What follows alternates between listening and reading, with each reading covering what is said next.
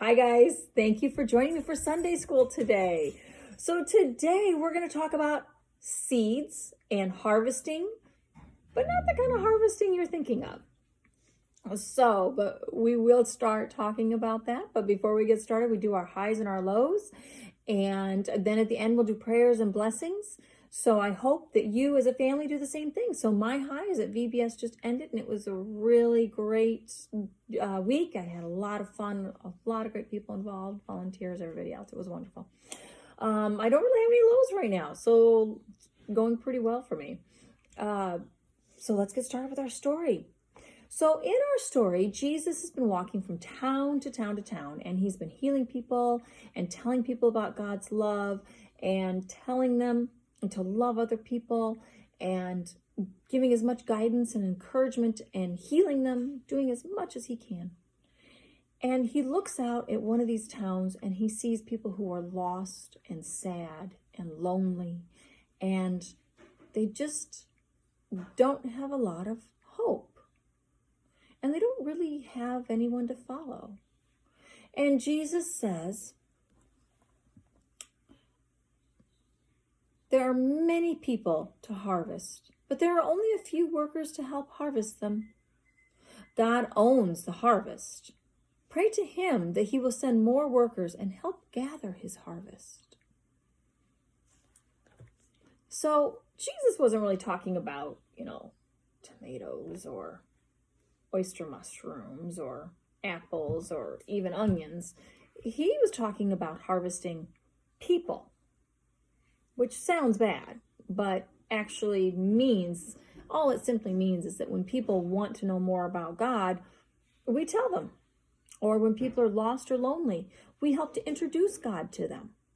So there's a couple different ways. When you harvest something, you have to start out with seeds. So if you're talking about vegetables, you plant your tomato seeds and then you harvest your tomato at the end. But when it comes to teaching about God, it's a little different. So we start planting seeds, or hopefully we plant seeds all over the place. Hopefully we're kind to people and we smile and we're nice. That's a seed. Maybe we do chalk drawings on people's sidewalks to encourage them. Throw out another seed. Maybe if somebody is sad or crying, you sit with them and you listen to what they're sad about. That's throwing out seeds.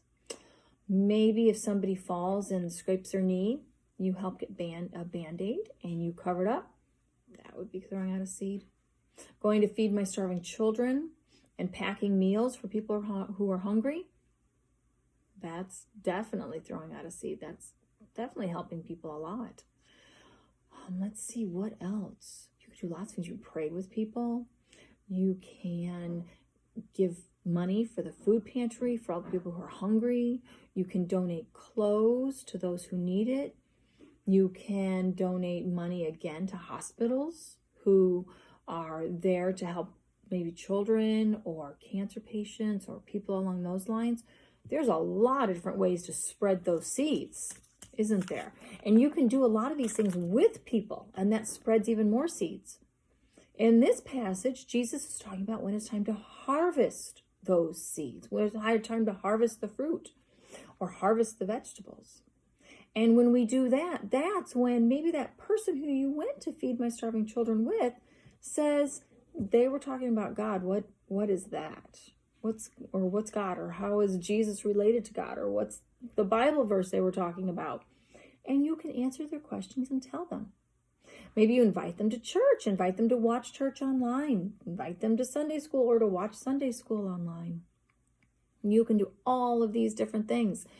And that is helping to harvest. In other words, harvesting, as far as harvesting people in Christianity, is just encouraging them and teaching them about God when they want to know about it. And everybody can do that. So my quote-unquote craft for you today, for this Sunday school, is to go and buy a packet of seeds of something, and it can even be flowers. Flowers are great. All through Michigan, you can see farms that are flower farms, actually. They're beautiful.